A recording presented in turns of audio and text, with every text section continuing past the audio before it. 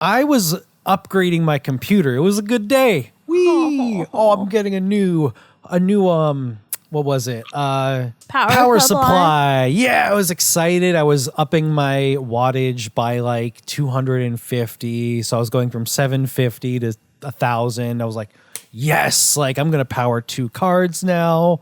We're going to bridge those cards and we're going to do dual SLI, which turns out to be horribly supported, and almost like no games that I wanted to play with it supported it, but that's besides the point. Oh, man. I decided that I was going to take shortcuts when plugging in the power supply. So I didn't unplug any of my cords that were plugged into my computer. I thought, I don't want to rewire this whole computer. So I unplugged everything, plugged it into the new power supply, didn't think anything of it. Turned it on,